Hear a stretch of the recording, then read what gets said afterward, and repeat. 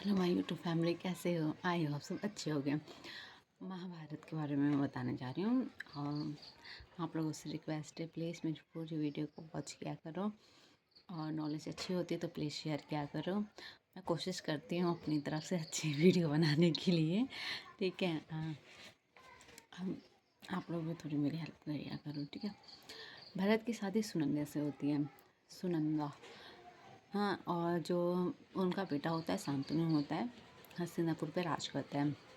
और शांतनु की शादी गंगा से होती है और गंगा का बेटा जो होता है देवव्रत होता है। और देवव्रत जो है अपने मतलब अपने बाप की शादी जो है सत्यवती से करवाता है। और सत्यवती के दो बेटे होते हैं, एक तो होता है चित्रांगद और एक होते हैं विचित्र। चित्रांगद की मतलब मृत्यु हो जाती है, मतलब युद्ध में जाते हैं, इसलिए विचित्र की मतलब शादी होती है अंबिका और अंबालिका से, जो कि काशी की राजकुमारी होती है। अंबिका और अंबालिका से होती है, ठीक है। लेकिन कुछ टाइम में उसकी तबीयत खराब होने के कारण वो भी मर जाता है। लेकिन मरने के कारण जो होता है, अब उसके पास क्या बोलते हैं, और से अंबिका और अंबालिका मतलब कोई पुत्र भी नहीं देते, राजकुमार भी नहीं आए होते। तो हस्तिनापुर के सामने ये खड़ा हो जाता है कि अब राजा कैसे चलेगा, मतलब हस्तिनापुर कैसे चलेगा वहाँ का राज्य। तो वो कहते पितामह भीष्म से कि आप शादी कर लो। तो वो कहते नहीं, मैं शादी नहीं कर सकता, क्योंकि मैंने आपके पिता को जो है, दासराज को जो है, मैंने आजीवन शादी ना करने का वरदान दिया है। और जिसके कारण तभी दासराज जो है अपनी पुत्री मतलब सत्यवती का शादी जो है इनसे करने के लिए तैयार हो गए थे, हमारे शांतनु से, इसलिए। और शांतनु जी से करने के लिए तैयार हुए और शांतनु ये जान के उसको इच्छा मृत्यु का वरदान देते हैं, ठीक है। हाँ, और फिर वो कहते हैं कि, और फिर प्रजा ये भी कहती है कि अगर सत्यवती का बेटा जो है कि अगर वो योग्य नहीं हुआ तो वो कहता है कि मैं आजीवन जो है, मतलब मैं यहीं पर हस्तिनापुर की सेवा करूँगा, जब तक लगेगा नहीं कि हस्तिनापुर सुरक्षित नहीं है, मैं अपने प्राण नहीं त्यागूंगा। वो हकीकत है, वो प्राण अपने नहीं त्यागते हैं।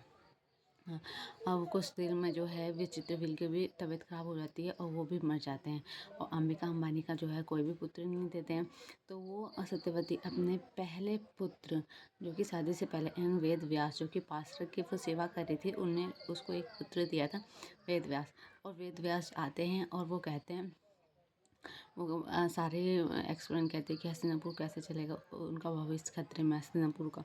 तो वो कहता है ठीक, वो कहते हैं कि माता मुझे 1 साल का समय दो। सत्यवती कहती है जब तक बहुत ही लेट हो जाएगा। तो वो कहती है अभी, तो कहते हैं ठीक है। और वो कहते भी एक, हाँ, वो कहते हैं ठीक है। तो अंबिका जाती है, अंबिका मतलब वेद व्यास को देख के वो डर जाती है, जिस कारण आँख बंद कर लेती है। धृतराष्ट्र पैदा होता है, जो कि अंधा पैदा होता है।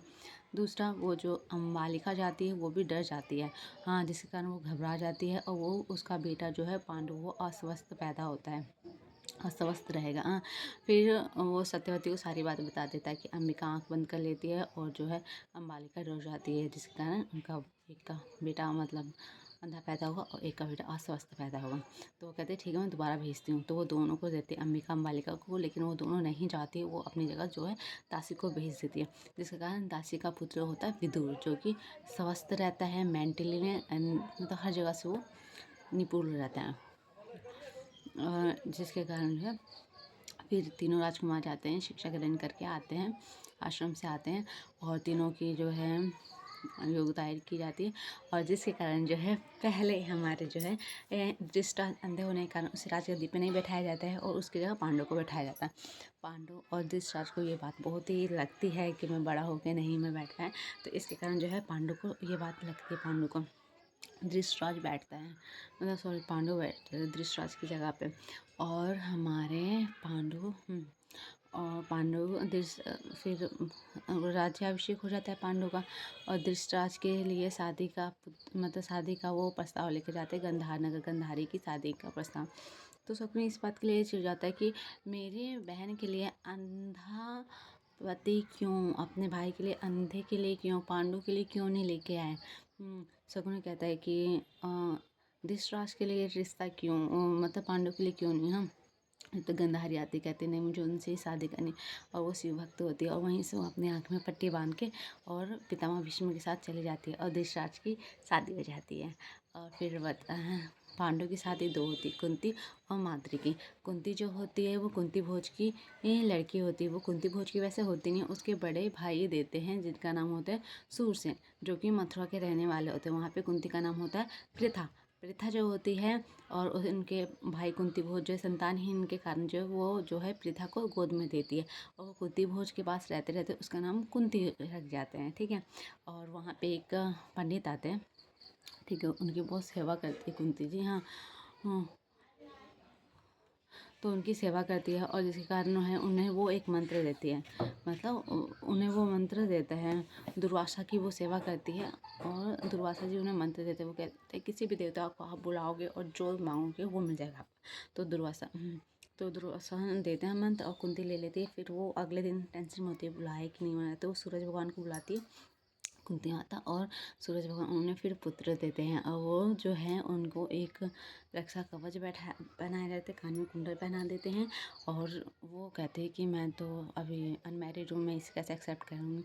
तो कहते हैं ये जो है मतलब वस्त्र इसकी रक्षा करेंगे। ठीक है। ठीक है। अब वो जाती है नदी में बहवा देती है कर्ण को, और वो कहते हैं कि पहला दान जो है मेरी तरफ से एक्सेप्ट करो कर्ण। वो नदी में बहवा देती है कर्ण को। ठीक है। फिर हमारा जो है कुंती की शादी होती है। ठीक है। हमारे पांडव से फिर माद्री से भी शादी होती है। फिर युद्ध करने के बाद काफ़ी राज्य जीतने के बाद अब वो कहते हैं मतलब सब कहते हैं कि जाओ पांडव थोड़ा तुम आराम करो, और तुम्हारी जगह जो है धृतराष्ट्र जो है वो करेगा। तो 2 साल के लिए उसे बोल देते हैं। तो पांडव मतलब हाँ, पांडव माद्री और कुंती के साथ जाते हैं, और वहीं पे वो शिकार हिरन बहुत पसंद आते थे। वो कहते नहीं नहीं, माद्री कहते मुझे ये हिरन चाहिए, हिरन चाहिए। कहते ठीक है। और वो हिरन को मारने के चक्कर में एक साधु जो कि मनोकामना में थे, साधु और उनकी वाइफ, उनको वो तीर से मार देता है, और जिस कारण वो श्राप देता है। वो कहता है जैसे मैं अपने उसमें पत्नी विलोप में मर रहा हूँ, पति और पत्नी कहती है हम दोनों एक दूसरे के विलोप में मरे, वैसे तुम भी जो है विलोप में तुम उनके पास जाओगे ना तो तुम मर जाओगे, पत्नी विलोप में। अब राजा जाता है, पांडु जाते हैं और बताते हैं कि ये बात है। तो माद्रिक और कुंती इन टेंशन में हो जाते हैं, हाँ, कि कैसे। तो फिर अब राजा को भाई पुत्र तो चाहिए, राजा आगे चलने के लिए, राज्य को आगे बढ़ाने के लिए। और उसके लिए वो क्या करता है कि ठीक है। फिर माद्री मतलब कुंती को आइडिया आता है। वो कहता है कि दुर्वासा ने मुझे एक मंत्र दिया था, कहा था कि मैं जो मांगूंगी ना वो किसी भी देवता को बुलाना चाहूँगा, और जो मांगूंगा वो मिल जाएगा। तो उस मंत्र का प्रयोग करके फिर वो जो है धर्म पे चलने वाला जो है युधिष्ठिर को बुलाती है। फिर भीम जो कि पत्थर की तरह स्ट्रॉन्ग हो, फिर नकुल जो कि धनुधारी हो, सॉरी अर्जुन जो कि धनुधारी, नकुल को भी बुलाती है, और फिर सहदेव को भी बुलाती है नकुल। ठीक है। और जिसके कारण हाँ, युधिष्ठिर भीम अर्जुन ये जो होते हैं, कुंती का होता है, माद्री को जो कि नकुल और सहदेव जो कुंती उन्हें दे देती है। लेकिन हाँ, एक दिन जो है माद्री नहाने जाती है, और पांडु उसे देख के मोहित हो जाता है, और वो उसके करीब चल जाता है, जिसके कारण पांडु की मृत्यु हो जाती है। फिर कुंती ये सहन नहीं कर पाती। वो कहती है कि मेरे पति की मृत्यु मेरे कारण हुई है, तो जिसके कारण वो भी मर जाती है। फिर कुंती 5 बच्चों को लेके जाती है। तो वहाँ पे बैठे रहते हैं। वहाँ पे गंधारी भी माँ बन जाती है। हाँ, युधिष्ठिर के बाद गंधारी भी माँ बन जाती है। तो गंधारी 100 बच्चों की माँ बनी रहती है, और एक दूसरा उसकी पुत्री होती है। साल उसकी पुत्री होती है। जो है युधिष्ठिर जो दुर्योधन जो होता है युधिष्ठिर से छोटा होता है। अब अब युधिष्ठिर बड़ा होता है, तो जिस कारण युधिष्ठिर जो है हस्तिनापुर पर राज्य करेगा। ये बात क्यों बुरी लगती है धृतराष्ट्र को। कहता है कि यहाँ पे भी जो है मेरा बेटा राज नहीं कर पाएगा हस्तिनापुर पर, युधिष्ठिर का बेटा दुर्योधन करेगा। हाँ, युधिष्ठिर करेगा, पांडु का बेटा युधिष्ठिर करेगा। कहती है ठीक है। अब इसके बाद क्या होता है, पांडु का बेटा युधिष्ठिर राज करेगा। अब आते हैं सारे लोग आश्रम जाते हैं, आश्रम से शिक्षा ग्रहण करके आते हैं। शिक्षा ग्रहण के बाद सबकी परीक्षा ली जाती है, और परीक्षा में सब पास हो जाते हैं, अच्छे होते हैं सब। अब बड़ा बेटा होने के कारण युधिष्ठिर जो है हस्तिनापुर पे राज करेगा। लेकिन उसके लिए जो है उसने कहा था कि मतलब पितामह भीष्म और सारे जो है वहाँ के प्रजाओं ने कहा था कि पहले इनका टेस्ट लिया जाएगा, 2 साल के लिए जो है इन्हें मतलब लक्ष्य गृह भेज दिया जाएगा, ताकि वहाँ पर पता चलेगा कि ये प्रजाओं के साथ रहेंगे, तो उनको पता चलेगा कि क्या उनको नीड है, क्या नहीं है, ये इसलिए। तो वो 2 साल के लिए जाते हैं लक्ष्य गृह। पांचों पांडव माता कुंती भी जाती है। वहीं पे जो है शकुनी मामा उन्हें मारने का प्लान करते हैं। शकुनी दुर्योधन उन्हें मारने का प्लान करते हैं, ताकि फिर मैं गद्दी पे बैठ जाऊँगा।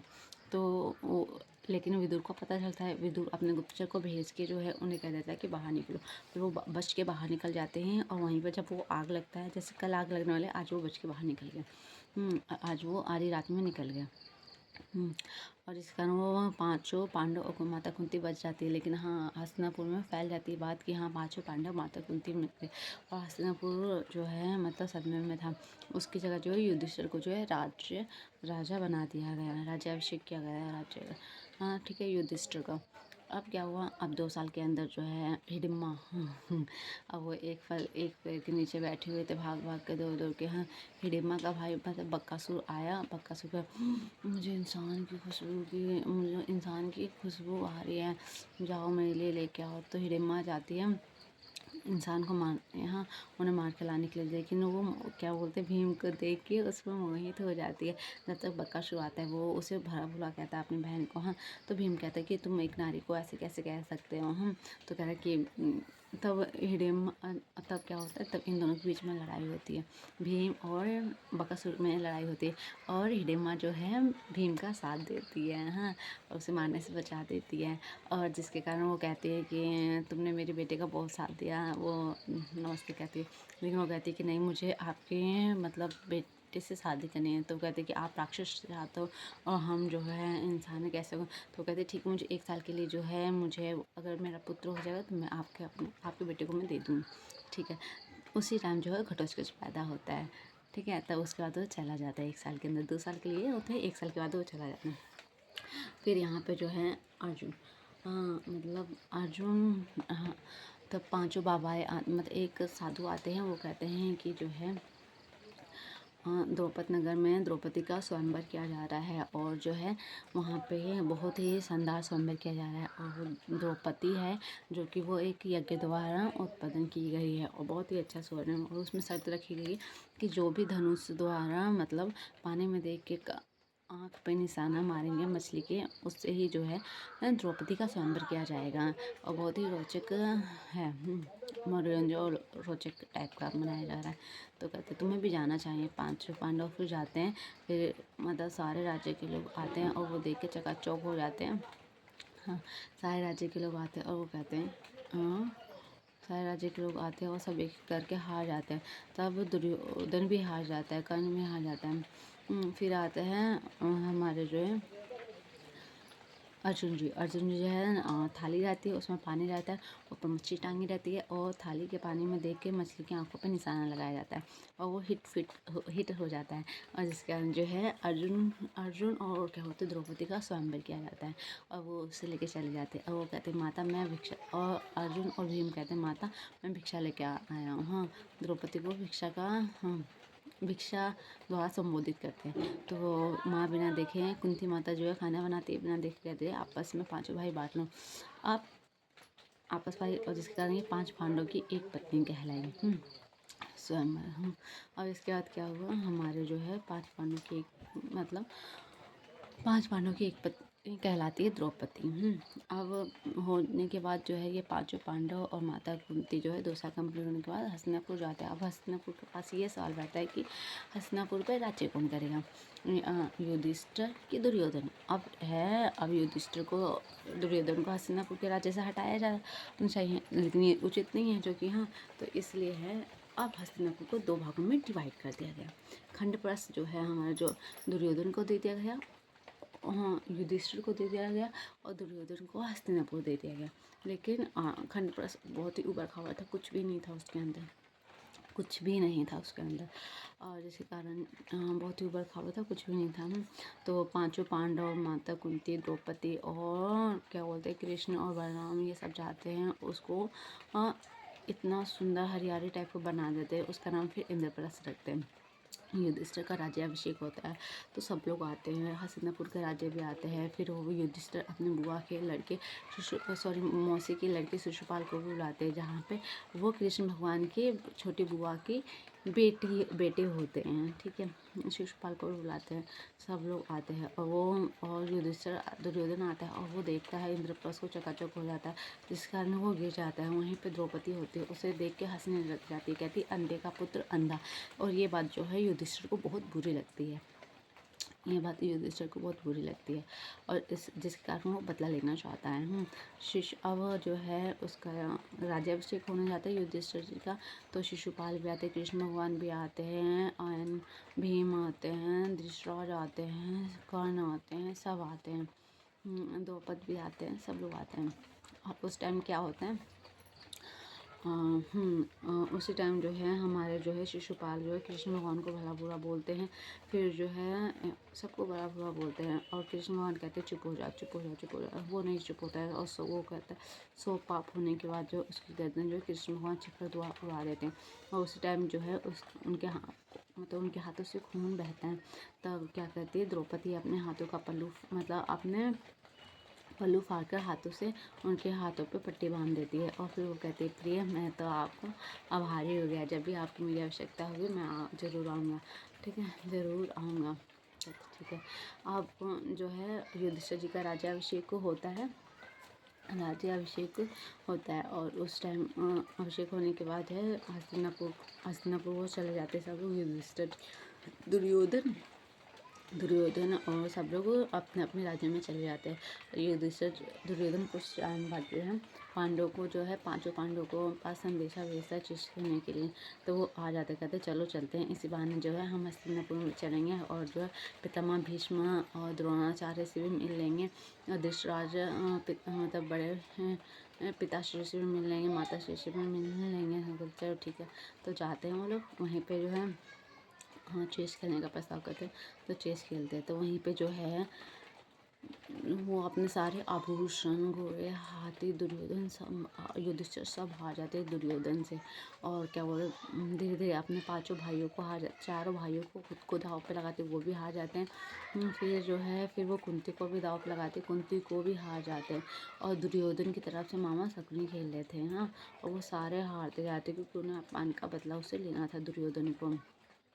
फिर कहता है कि दुशासन कहता है जा द्रौपदी को खींच के लेके आ, हाँ, तो खींच के लेके आती है, हाँ, तो वो कहते मैं तुम्हारी भाभी माँ हूँ। कहते कैसे भाभी माँ, तू दासी है, दास की पत्नी दासी है, तू दासी है हमारी, दासी चल।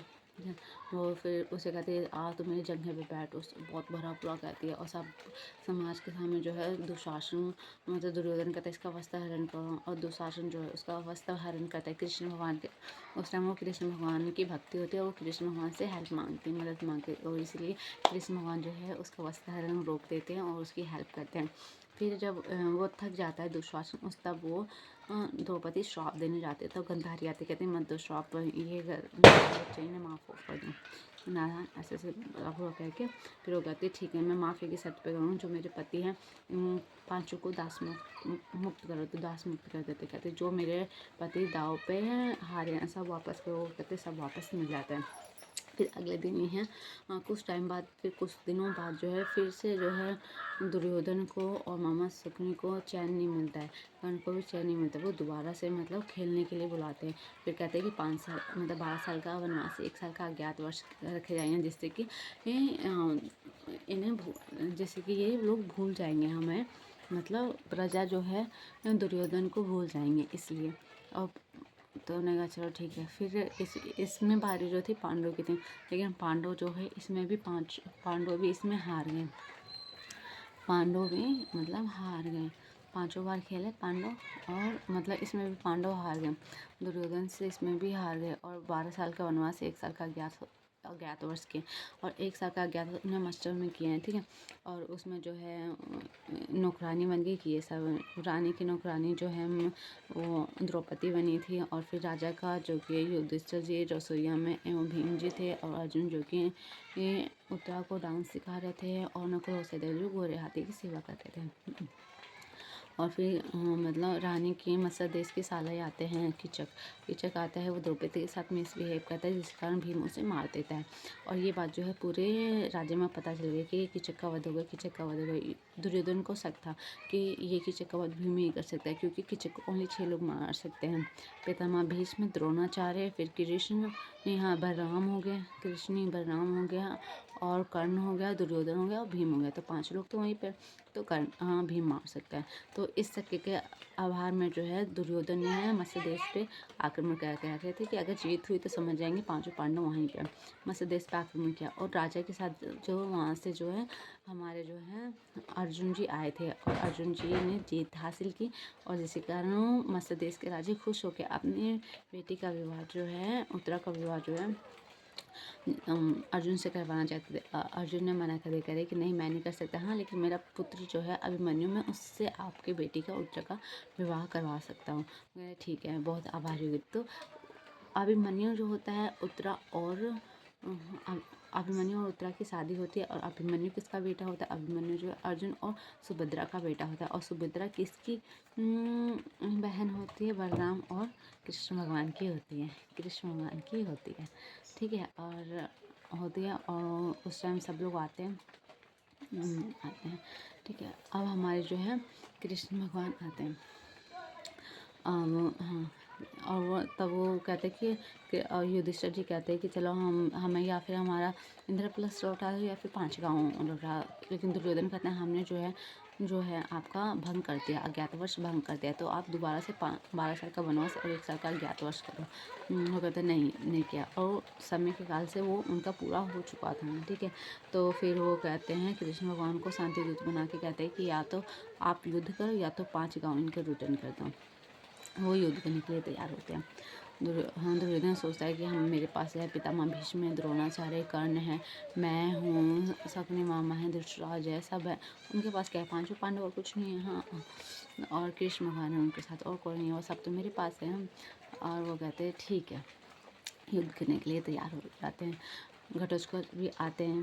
घटोत्कच को कर्ण मार देता है, कर्ण मारते हैं घटोत्कच को। नहीं, हाँ, घटोत्कच को कर्ण मारता है। ठीक है, फिर दूसरा पे अभिमन्यु को भी मतलब सारे लोग मिलके मार देते हैं। ठीक है, कौरव की तरफ से सारे लोग मिलके मार देते हैं।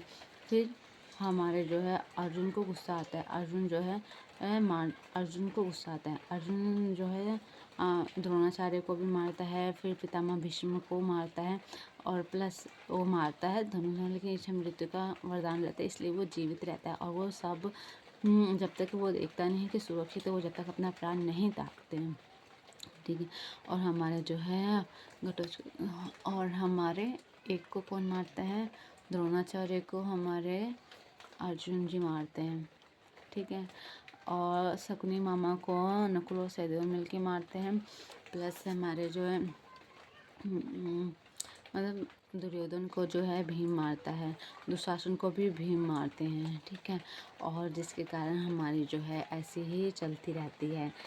ऐसे सब लोग धीरे धीरे मारे जाते हैं, और इधर से भी ये मारे जाते हैं। ठीक है, अश्वत्थामा ने भी जो है दुर्योधन का पक्ष लिया था, और उसने जो है कुंती के 5 बेटों को मार दिया था। और अश्वत्थामा गया था कि मतलब 5 पांडवों को मारने के लिए, और वो 5 उनके पुत्र आए थे, मतलब उसमें पार्टिसिपेट करने के लिए युद्ध में, और जिसके कारण वो भी मारे गए। और 5 भाई एक ही जगह सोए हुए थे। हाँ, और अश्वत्थामा ने ये सोच के मारा कि 5 पांडव हैं, और इसका बदला लेने के लिए 5 पांडव जाते हैं और मारने जाते हैं। लेकिन वो कहते हैं कि नहीं, इसको अश्वत्थामा को मारना बहुत ही मुश्किल होगा। क्यों? क्योंकि अगर इसका सर नीचे गिरा तो जो मारेगा वही मर जाएगा। ठीक है, हाँ, अगर इसका सर उसके पिता की गोद में मर जाएगा, जब भी ये भस्म होगा, जब ये मारा जाएगा। तो ठीक है, फिर अर्जुन जी तीर चढ़ाते हैं, और इसका गर्दन जो है अश्वत्थामा गर्दन जो है उसके पिता के पास गिरता है, जिसके कारण अश्वत्थामा की मृत्यु हो जाती है। Okay, bye bye. कैसी लगी ये इन्फॉर्मेशन? अगर अच्छी लगी तो प्लीज़ लाइक शेयर कीजिएगा, और मेरे चैनल को सब्सक्राइब कीजिए।